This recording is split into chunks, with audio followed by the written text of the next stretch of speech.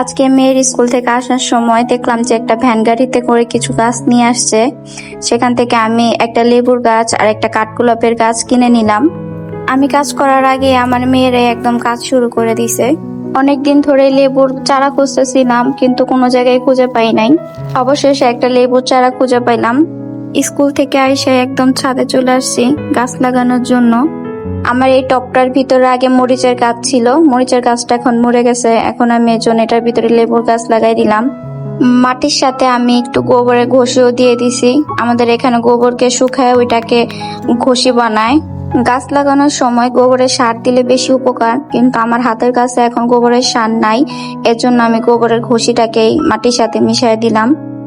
ঘষিটা আমি একদম মাটির ভিতরে দিছি, যাতে এটা একদম গলে মাটির সাথে মিশে যায়। আরেকটা টব নিয়ে নিছি, এটার ভিতরে আমি কাঠগোলাপ গাছটাকে লাগাবো। এটা একদম মাটিতে ভরা, এর জন্য এটা থেকে আমি কিছু মাটি একদম কমায় নিতেছি। কিছু মাটি বের করে না নিলে এখানে কাঠগোলাপ গাছটা লাগানো যাবে না, একদম উপর হয়ে থাকবে। রোদে আমার অবস্থা তো একদমই খারাপ। আমার টবটা রেডি হয়ে গেছে, এখন আমি টবের ভিতরে কাঠগোলাপ গাছটা লাগাই দিব। আমাদের দেশের মানুষগুলো যে এত শয়তান যা বলার মতো না।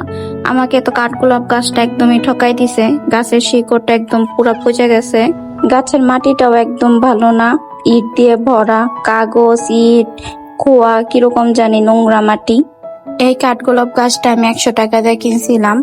এই 100 টাকার একটা জিনিস বিক্রি করে কি উনি খুব বড় লোক হয়ে যাবে? উনার কি খুব ব্যবসায় লাভ হয়ে যাবে?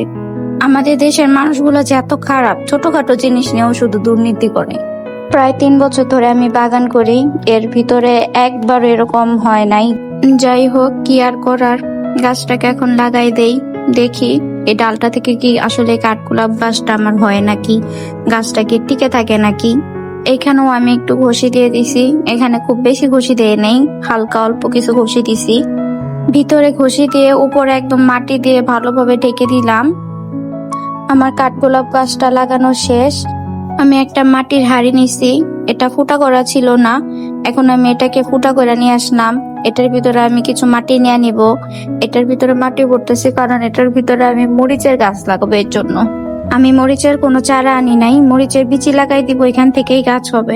আমি এদিকে গাছ লাগাইতেছি আর আমার মেয়েরা দেখো এখানে কি করতেছে। আমার শাশুড়ি এখানে কিছু মাটির জিনিস রাখছে, ওইগুলোর ভিতরে একদম মাটিতে ভরা দিছে। এখন এগুলো আমার শাশুড়ি দেখলেই আমাকে বকা শুরু করে দিবে। যাই তাড়াতাড়ি করে এগুলো পরিষ্কার করি। টাটা।